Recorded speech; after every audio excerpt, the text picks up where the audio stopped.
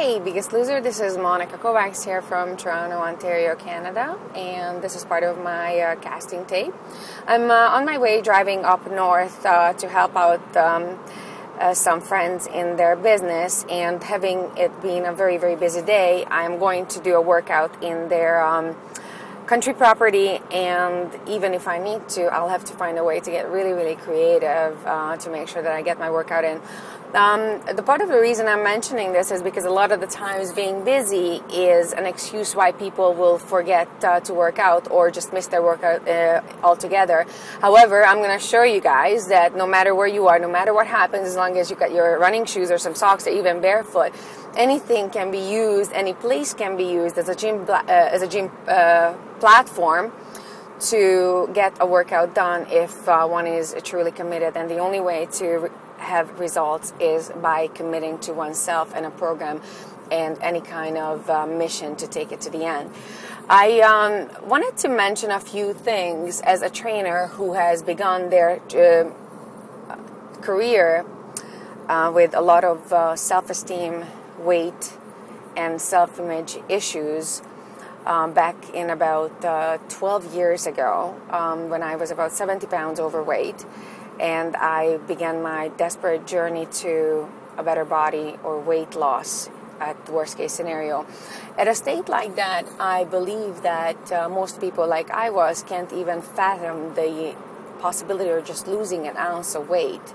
And even when the weight is lost, it is just where life begins. A lot of people think 12 weeks, 16 weeks, even a year's commitment to fitness will resolve the issues, but it's not the case. And we can just look around in our world today, and it's very obvious where our state of health and body is. 60% of the North American population is considered obese or over-fat. Now, there are many, many trainers and many fantastic trainers out there.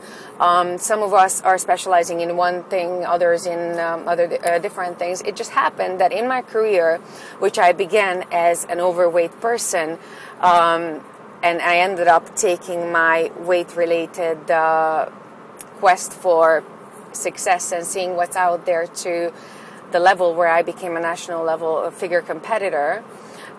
However, throughout my journey, I had grown an immense appreciation and passion for everyday people who all they wanted was, just like myself, is a chance for life, a chance for having a nice body, a chance for just feeling alive and not hating themselves. Because no matter who says what, the truth is, in a bigger body, we don't love ourselves. And if we don't love ourselves, then what else is there to do? That's not life. It's just surviving. It's just getting through the days. And life is so much more than that. And unless we actually get to a place where we can love our bodies and love ourselves, we will never know what life truly means. Now, I may not have had the tremendous amount of weight to lose like the Biggest Loser competitors do. However, having been that 70 pounds overweight at the height of 5'4", it's quite significant. And even though when I started losing the weight, first I dropped 50 pounds, and then I kept on gaining weight back, which means I kept on losing the 40, the 30, the 20, the 10 pounds over the last 10 years, at least yearly. So which amounts up to hundreds and hundreds of pounds of not understanding what I was doing, not understanding what the trainers that were working with me wanted from me or what they were doing. I don't know at the time if they even got it, but the fact remained that there was a gap between me and life, and the gap between me, my body, and the life I desired. So, and we know that no matter whether it's the weight loss problem, whether it's a career, there has to be a way to close that gap so the person can step into their lives, become one with their lives, and truly be alive. And bringing it back to the point that I made earlier, I only believe that a trainer can truly help people who are struggling with their weight and are imprisoned in their own bodies if they themselves have been there. And I've been there. I've been there many, many times back and forth, and I've worked with many people who have lost weight well into the 120s and all that, and have literally changed their bodies, and still to this day are successfully maintaining a state of health and state of physical condition that they're happy in. And a lot of the time, yes, weight loss is always a very important issue, because no matter how we feel, there's got to be a level of physical fitness that will provide us with the health parameters that will support our lives and our health. Number two, when it comes to weight loss or getting rid of extra body weight, there's also a chance for people to show them what life is all about, to have them enjoy their lives, to give them control of their own lives, to show them that there is freedom. Life is not in the imprisoned big body. Life is everything. Life is inside the body. Life is outside of the body.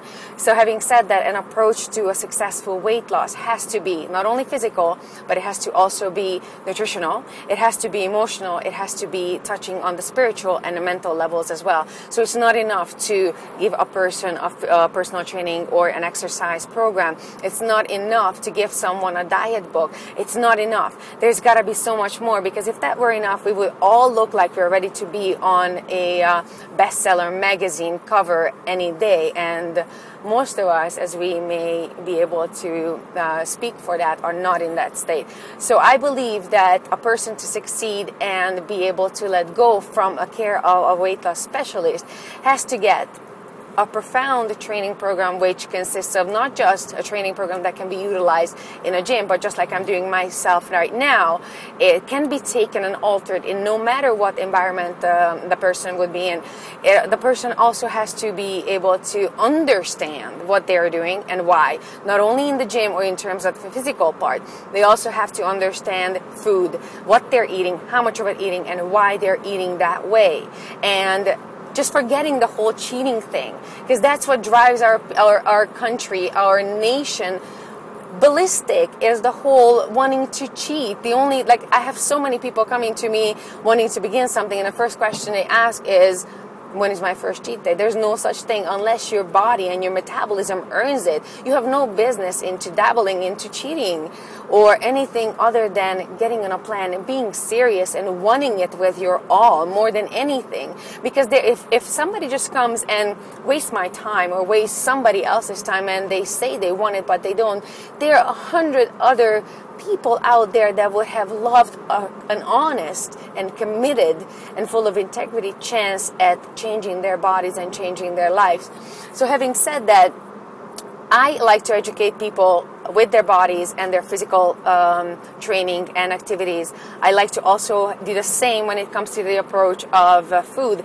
And I believe that those are the two easiest aspects of a successful training program. However, this is not going to be a successful journey for nobody unless somebody cares for them personally and helps them go back to the roots, get back into the roots of their own core being and explore what's going on there mentally, what's going on there spiritually and emotionally. Why are they struggling for a year, 2 years, even decades over the same issue that causes them nothing but imprisons them into their lives?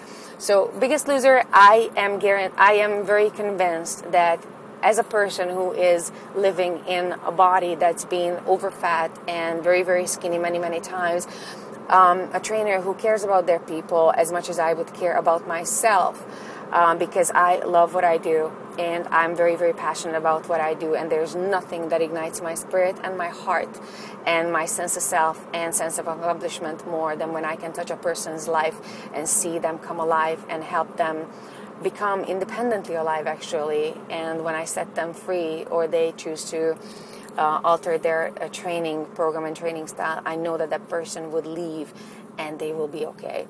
So thanks so much for your time, and I will see you soon.